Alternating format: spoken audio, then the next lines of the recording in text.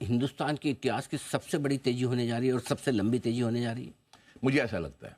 अच्छा, मुझे ऐसा लगता क्यों और कितना? है एक स्वीट स्पॉट होता है साहब कि कोई कोई बैट्समैन अगर पहले 20 टेस्ट ठीक से निकाल जाए, अगर हम मानते हैं कि हम जब से इंडिपेंडेंट हुए हैं 75 साल हमारे 20 टेस्ट थे, और उस 20 टेस्ट में उसकी एवरेज अगर, जैसे आप सचिन को देखें, आप विराट को देखें, तो पहले 15-20 से मालूम जाता है कि ये थोड़ा स्पेशल है, ये एक नॉर्मल प्लेयर नहीं है। राइट। ये हम वो हैं कि हमने इतनी तो आप समझिए कहाँ से हम स्टार्ट हुए थे।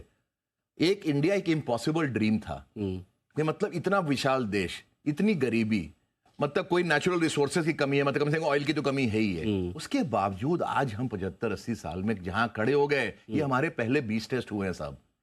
एक औसत तौर पे आप कितने टेस्ट खेलोगे? 100 तो खेलोगे, 120 खेलोगे, तो आपका जवाब बिल्कुल स्पष्ट है। बिल्कुल। तो अब जो एक सवाल ये है कि इतनी बड़ी तेजी का कारण क्या है?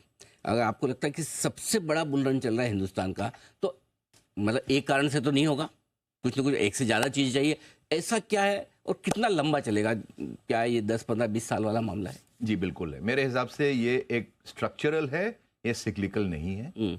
इसका रीज़न ये है कि जब हम स्टार्ट करते हैं ज़िंदगी तो हमारे तजुर्बे कम होते हैं, और कुछ प्रॉब्लम होती है, हम उनको झेल के सीखते हैं। अब इंडिया ने पिछले 75-80 साल में बाढ़, सूखा, क्राइसिस, इलेक्शन चेंज, सारी चीजें देख ली हैं। अगेन हमारे विलेंस भी नॉन विलेंस हैं। अब हम एक स्वीट स्पॉट पे पहुंच गए हैं, $2,500 पर कैपिटा जीडीपी पहुंच गई, जो कि बहुत रिच नहीं है, लेकिन जो जहां थे वो भी नहीं है। मैं जब एंटर किया था 1990 में, तब हमारी जीडीपी 200 बिलियन थी टोटल। आज हम 200 बिलियन साल का ऐड करते हैं जीडीपी में।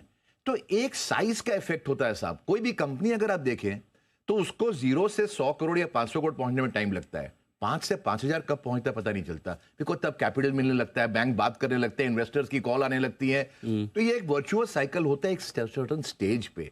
शुरुआत में नहीं होगा, हम उस स्टेज पे पहुंच गए हैं। Moment you enter that bracket when people are comfortable with you, people are in the world are comfortable with us, they are not comfortable with China, we know the reason.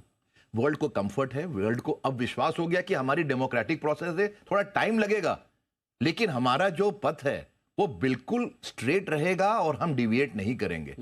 तो अब एक democracy के test भी हो गए India में कि इतने गरीब कंट्री में, इतने डिस्पैरिट कंट्री, डेमोक्रेसी लेकिन बिल्कुल चल रही है भाई साहब, फर्स्ट क्लास चल रही है। तो हर तरह से हर कसौटी पे हम खरे उतरे हैं।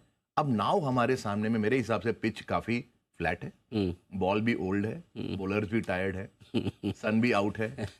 फिरोज शाह कोटला वाली पिच जा ट्रिपल सेंचुरी मार सकता है। अच्छा, एक चीज जो आप तो